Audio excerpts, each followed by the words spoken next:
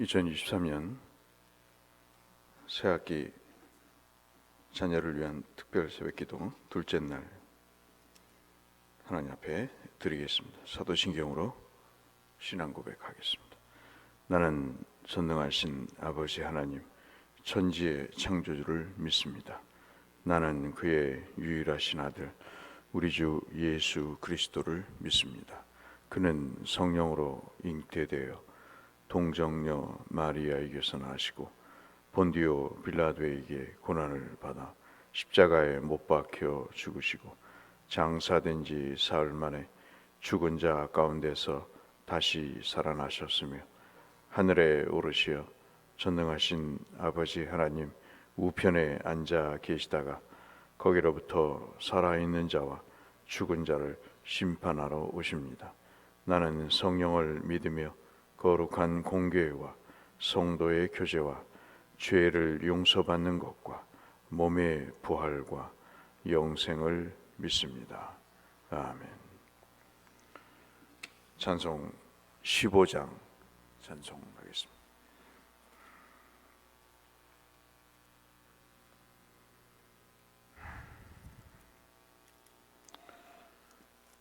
찬송가 15장 하나님의 크신 사랑.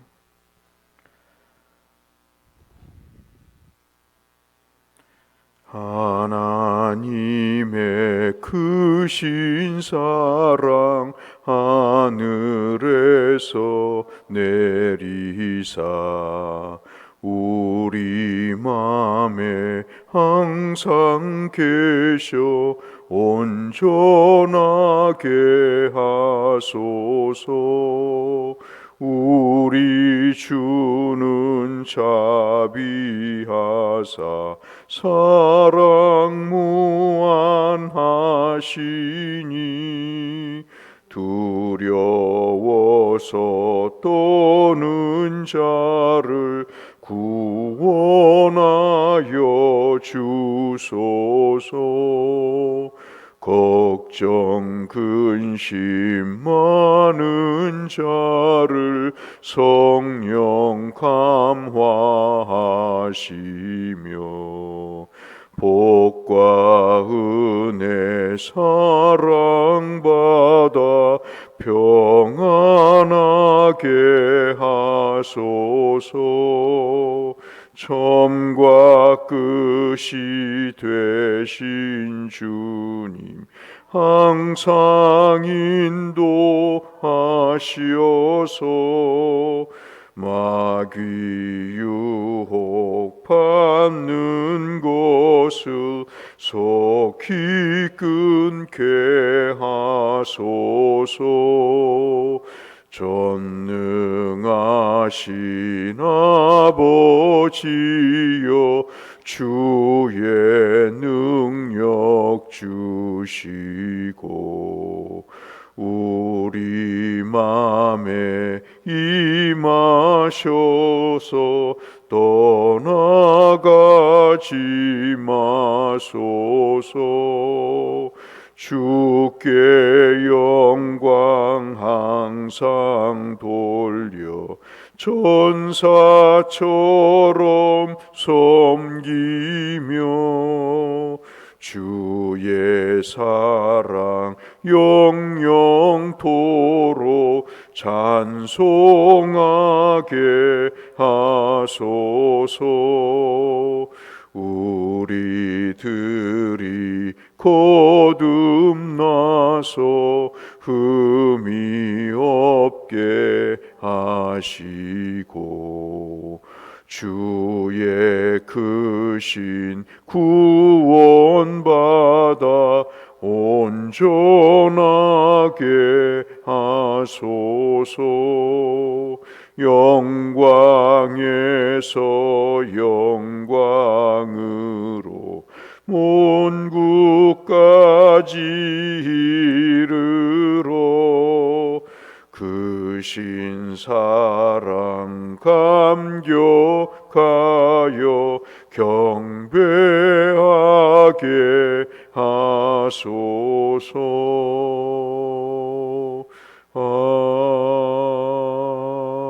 아멘. 오늘은 신명기 유인물에 기록해 드린 대로 4장 29절에서 31절의 말씀을 보겠습니다.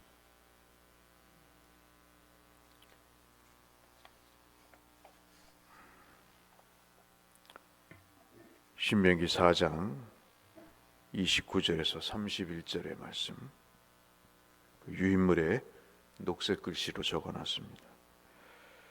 우리 함께 29절부터 31절 말씀까지 같이 읽도록 하겠습니다. 그러나 내가 거기서 내 하나님 여호와를 찾게 되리니 만일 마음을 다하고 뜻을 다하여 그를 찾으면 만나리라. 이 모든 일이 내게 임하여 환난을 당하다가 끝날에 내가 내 하나님 여호와께로 돌아와서 그의 말씀을 청종하리니 내 하나님 여호와는 자비하신 하나님이시라. 그가 너를 버리지 아니하시며 너를 멸하지 아니하시며 내 조상에게 맹세하신 언약을 잊지 아니하시리라. 아멘. 우리는 현재 하나님께 자녀를 위해서 기도하는 내용 가운데 저들이 하나님의 말씀을 지켜 행하는 사람들이 되게 해달라. 사람이 믿음의 성장 단계에 있어서 첫 번째는 말씀을 지켜 행하는 단계다.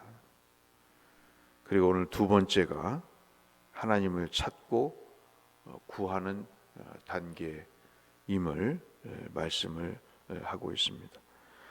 오늘 우리가 읽었던 신명기 4장의 말씀은 하나의 큰 사건이 있었습니다. 이 말씀은 여러분 성경에 기록해 드린 대로 민수기 25장과 관련이 있는 말씀입니다.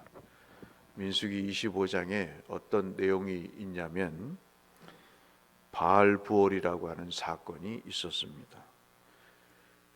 이스라엘의 사촌 중에 모압이라고 하는 족속이 있었는데 그 모압 족속이 섬기는 신이 있었습니다. 그 신이 바로 바알부올이다 하는 신입니다. 이 신은 프리아푸스라고 하는 아주 자녀를 잘 낳는 그런 여신이 있었는데 그 여신이 있었다기보다는 그렇게 믿는 거죠. 그래서 아주 생식에 뛰어난, 우리로 말하면 옛날에 무슨 할머니 하는 식으로 아이를 점지해 주셨다 하는 것처럼 아이를 못 낳는 사람들이 그 신에 가면 이 프리아투스라고 하는 신이 아이를 준다고 믿고 그 신전에서 그 신을 섬겼습니다. 그것이 여러분 잘 아는 바알부올입니다. 철딱선이 없도록 이스라엘이 하나님을 믿다가 가나안 땅에 들어가기 전에 그러한 신을 섬기게 되는 것이죠. 그래가지고 우리가 잘 아는 말씀처럼 민수기 25장에 보면 이들이 그들의 재물을 먹고 그 신전에서 여신들과 성관계를 가짐으로 인해서 하나님이 심판을 내리게 됩니다. 그 심판 정도가 어떤 내용이냐면 연병이라는 것이 돌게 됩니다. 사람은 참 약해서 어떤 계기가 있지 않으면 깨닫지 않습니다. 그게 상당히 인간의 죄성의 특성 중에 하나이죠. 그래서 이 연병으로 24,000명이 민수기 25장에 보면 죽습니다. 이것이 이스라엘 역사에 가장 치욕적인 일로 기록됩니다. 특별히 연병은 이스라엘 백성들이 가장 싫어하는 질병 중에 하나이기 때문에 그렇습니다. 인원도 24,000명이지만 그 질병 자체가 그들에게 너무 괴로운 것입니다. 여러분 오늘 돌아가시면 민수기 25장 3절로 4절 말씀을 읽어보시면 4절 8절까지 말씀을 읽어보시면 그 내용이 기록되어 있습니다. 그래서 지금 이스라엘에게 하나님께서 이러한 일들을 겪으면서 왜 너희들이 나를 찾지 않느냐 하는 것입니다. 여러분 어떠세요? 하나님을 찾으십니까? 정말 하나님이 인생에 절대적으로 필요하신 분이라고 여겨서 여러분의 어떠한 문제든 하나님 앞에 간절히 찾으십니까? 그러실 거라고 봐요. 근데 오늘 말씀은 뭐라고 얘기합니까? 만일 마음을 다하고 뜻을 다해서 그를 찾으면 만나리라 그랬습니다. 사회생활 하시면서 아시죠? 만나야 될 사람이 있습니다. 그 사람을 만나야 거래도 트게 되고 진로도 열려지게 되고 인생이 사람을 통해서 역사하시기 때문에 풀려지는 것이죠. 외골수가 어떻게 인생을 살아갈 수 있겠어요? 백방으로 약삭빠른 사람은 사람을 만나러 다닙니다. 어제도 여러분 사람을 만나셨죠? 저도 만났습니다. 사람이 주는 유익이 있습니다. 또 내가 해야 될 역할도 있습니다. 그런데 여러분 한번 생각해 보세요.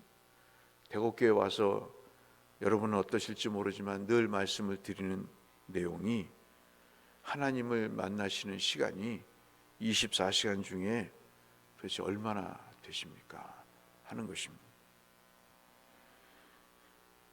특별히 30절 말씀을 보시면 모든 일이 내게 임하여 환난을 당하다가, 이 환난이 아까 말씀드린 바알보를 섬겨서 연병으로 24,000명이 죽었던 민수기 25장 4절부터 8절까지의 내용을 빗대서 이야기하고 있습니다. 근데 그 계기를 통해서 너희들이 돌아오게 될 것이다. 돌아온다는 건 마음을 돌이키는 거죠. 이렇게 살아서는 안 되겠다는 생각을 갖게 되는 것입니다. 돌아오는 것은 그냥 돌아오는 게 아니라 그 말씀에 귀를 기울이는 것입니다. 어제 봤던 다윗이 솔로몬에게 유언했던 열왕기상 2장의 말씀처럼 그가 돌아와서 말씀을 청종하게 되는 것입니다. 열왕기상 3장에 솔로몬이 말씀했던 듣는 마음으로 전심을 다해 하나님의 말씀에 청종하는 것입니다. 그러면 31절에 내 하나님 여호와는 자비하신 하나님이시기 때문에 너를 버리지 아니하실 것이다. 언제 돌아오느냐가 문제잖아요. 좀 어떤 권사님하고 말씀 나눴다시피 건강할 때 돌아와야 돼요. 거의 힘들 때, 복귀가 어려울 때 돌아오면 무슨 의미가 있겠어요? 본인도 힘들고 다 힘든 거예요. 정말 돌아와야 될 때 돌아와야 됩니다. 그럴 때 그 하나님은 버리지 않으세요. 여러분 자녀들에게 꼭 가르치십시오. 하나님 버리지 않아요. 하나님은 그렇게 야속하신 분이 아닙니다. 저는 짧은 60년의 인생을 살면서 쓰면은 뱉고 달면은 삼키는 사람들을 많이 봤어요. 참 사람은 그럽디다. 근데 하나님은 그러지 않아요. 여러분 남은 여생 하나님께 복 받으셔야 됩니다. 그러기 위해서는 이 하나님께로 돌아가셔야 돼요. 그 하나님은 멸시하지 않으십니다. 여러분 얼마나 멸시를 당하는데요. 그래도 끝까지 견디고 그에게 뭘 바래서가 아니라 그의 영혼 구원을 위해서, 나의 할 일을 위해서, 주께서 내게 주신 사명을 위해서, 돈을 벌기 위해서도, 처자식을 먹여 살리기 위해서도 치사한 꼴을 보면서 돈을 벌잖아요. 근데 여러분 우리가 적어도 처자식을 먹여 살리기 위해서, 돈을 벌기 위해서 그런 치사한 꼴을 보는데 하나님의 일을 위해서 그 어떤 수모도 마다할 수가 있겠습니까? 주님이 십자가를 그렇게 우리를 위해서 지셨는데 우리는 어찌 보면 너무 교활한지도 몰라요. 내 입맛에 맞게 하나님을 찾았다가 버렸다가 꺼냈다가 집어넣었다가 덮었다가 열었다가 그런지 모르겠습니다. 오늘 이 말씀 신명기 4장의 말씀은 우리 자녀들이 하나님의 말씀을 지키는 사람뿐만 아니라 하나님을 찾고 구하는 사람이 되라고 명령조로 이야기하고 있습니다. 이것은 명령입니다. 그래서 여러분 이 말씀과 관련해서 예레미야 29장 13절의 말씀을 그 빨간 녹색 글씨로 적어 드렸습니다. 너희가 온 마음으로 나를 구하면 나를 찾을 것이요 나를 만나리라. 여러분 이걸 믿으시죠? 믿으시면 애들에게 가르치셔야 돼요. 손주들에게 가르치셔야 됩니다. 왜 하나님을 찾고 만나야 될까요? 세 가지입니다. 오늘은 세 가지 여러분 이걸 붙잡고 기도하시기 바랍니다. 하나님이 없이 살아갈 인생이 세상 천지였기 때문에 여러분 하나님이 없는 세상을 한번 생각해 보십시오. 남편 없이도 살더라고요. 자식 없이도 살더라고요. 아내 없이도 살 수 있습니다. 참 저는 제 친구를 보면서요, 정말 인간이 그럴 수 있는가? 그렇게 사랑하는 아내와 이혼하고 그렇게 희죽거리면서 살 수 있을까? 참 그 인간의 이면적인 모습을 저는 가까이에서 지금도 보고 있습니다. 하나님 없이 살아갈 인생이 어디 있는가? 여러분 야곱 얘기를 언제 설교 때 말씀을 드렸어요? 야곱이 자기 아버지와 형을 속이고 장자권을 빼앗은 것이 들통이 나서 바단 아람으로 도망을 가다가 그 광야에서 베델에서 주님을 만나잖아요. 참 사실 우리가 지금 마음을 다하여 뜻을 다하여 주를 찾으라고 하지만 우리가 어떻게 주님을 찾습니까? 하나님이 찾아오시는 거죠. 한 번도 아버지를 통해서 어머니를 통해서 하나님을 알았지만 자기가 직접 하나님을 만난 경험은 없었던 거예요. 제가 복장이 터지고 속이 아픈 것은 예수를 30년 40년 믿으면서 교회를 그렇게 수없이 다니면서도 하나님을 만난 경험이 없이 교회를 다니는 거예요.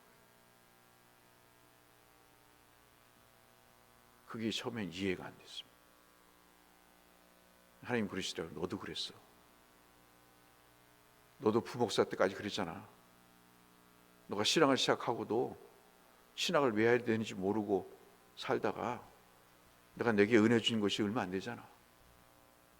그런 생각을 갖게 하시더라고요. 야곱이 그때 처음으로 하나님을 만난 것입니다. 그래서 그가 여러분 창세기 28장 그 기록해드린 16절도 17절에 아 하나님이 계시네. 하나님이 계시네. 이게 놀라운 신학적인 발견입니다. 신앙적인 발견입니다. 하나님이 진짜 계시네. 여기가 하나님의 집이네. 여기가 하늘을 통해 통하는 문이네. 우리 부모가 이것을 경험해야 되는 겁니다. 대곡교회를 다니시면서 하나님이 진짜 계시구나.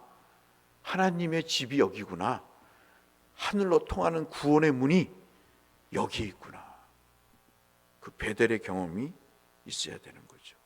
그래야 자녀들이 그 맛을 보는 것 아니겠습니까? 음식할 때 간을 보시잖아요. 그래야 아이들에게 주시지 않습니까? 내가 신앙의 간을 못 보는데 하나님을 만난 경험이 없는데 어떻게 여러분 이것을 전할 수가 있겠습니까? 그러니 오늘 하나님 없는 인생을 살아가는 사람이 누가 있겠습니까? 하나님, 나와 우리의 자녀들이 그런 삶을 살게 해달라고 기도할 필요가 있습니다. 그것이 하나님을 찾고 구해야 되는 첫 번째 이유고요. 두 번째는 그 밑에 보시면 하나님을 찾아야 인생의 길, 방향이 바로 잡히기 때문에 늘 말씀을 드렸죠. 삶이든 자동차든 속도가 중요한 게 아니고 방향이 중요하다. 이사야 55장 6절로 8절의 말씀입니다. 여러분 1페이지 맨 밑에 녹색 글씨로 적어드린 거 같이 한번 읽어보실까요? 함께 읽겠습니다. 너희는 여호와를 만날 만한 때에 찾으라. 가까이 계실 때 그를 부르라. 이는 내 생각이 너희의 생각과 다르며 내 길이 너희의 길과 다름이니라. 여호와의 말씀이니라. 하나님이 전문가세요.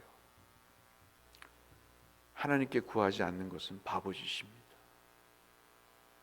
누구에게 길을 묻겠습니까? 누구에게 인생의 문제를 의논하시겠습니까? 하나님의 생각이 우리와 생각이 다르신 거예요. 요즘 젊은 애들이 많이 쓰는 영어 표현 another level입니다. 차원이 다른 거예요. 이사야가 하나님을 성전에서 만나 뵙고 그가 하나님을 느낀 것은요, 하나님은 정말 대단하신 분이다. 그 이야기를 하고 있습니다. 왜 하나님을 찾아야 될까요? 우리의 인생의 길과 방향을 하나님이 제시해 주셔야만 되기 때문입니다. 한 장을 넘겨보시면 마지막 세 번째, 네 번째, 하나님을 찾아야 인생에 성취가 있습니다. 얻어지는 게 있습니다. 여러분 잠언 16장 1절로 3절 잘 아시는 말씀이죠. 나는 계획할 수 있습니다. 나는 무엇을 설계할 수 있습니다. 그러나 아무리 계획하고 설계를 해도 이루는 단계가 있어야죠. 그것이 바로 여호와께서 하실 일입니다. 그렇기 때문에 하나님을 찾아야 됩니다. 마지막 왜 하나님을 찾아야 될까요? 지혜의 근본이시기 때문에 그렇습니다. 그분만을 경배하며 의존해야 인생이 복되기 때문입니다. 요한복음 15장 5절 너희가 나를 떠나서는 아무것도 할 수 없다. 기가 막힌 말씀이죠. 여호와를 경외하는 것이 지혜의 훈계다. 깨달음이다. 그러니까는 겸손하게 되는 것입니다. 기억하십시오. 성경에서 말하는 겸손은 도덕적인 겸손이 아닙니다. 성경에서 말하는 교만은 윤리적인 교만이 아닙니다. 하나님을 의존하지 않는 자는 다 교만한 거예요. 하나님을 믿지 않는 사람은 다 교만한 사람입니다. 하나님을 의지하는 자가 겸손한 자라고 말씀하고 있습니다. 잠언 9장 10절 우리 마지막으로 한번 같이 읽어보실까요? 여호와를 경외하는 것이 지혜의 근본이요 거룩하신 자를 아는 것이 명철이니라. 우리 자녀가 지혜롭고 명철해야 되죠. 그럼 전문가이신 하나님께 구해야 됩니다. 마지막 마태복음 7장 7절로 8절 말씀 역시 고백하는 마음으로 기도하는 마음으로 같이 읽겠습니다. 구하라 그리하면 너희에게 주실 것이요 찾으라 그리하면 찾아낼 것이요 문을 두드리라 그리하면 너희에게 열릴 것이니 구하는 이마다 받을 것이요 찾는 이는 찾아낼 것이요 두드리는 이에게는 열릴 것이니라. 아멘. 결과가 있는 하나님께 구하셔서 복받은 삶과 자녀들이 되시기를 주의 이름으로 축원합니다. 거룩하신 아버지 하나님, 이 말씀을 따라 사는 자들에게 주의 복으로 인도하여 주시옵소서. 예수님 이름으로 기도 올립니다. 아멘. 하늘에 계신 우리 아버지, 아버지의 이름을 거룩하게 하시며 아버지의 나라가 오게 하시며 아버지의 뜻이 하늘에서와 같이 땅에서도 이루어지게 하소서. 오늘 우리에게 일용할 양식을 주시고 우리가 우리에게 잘못한 사람을 용서하여 준 것 같이 우리 죄를 용서하여 주시고 우리를 시험에 빠지지 않게 하시고 악에서 구하소서. 나라와 권능과 영광 영원히 아버지의 것입니다. 아멘.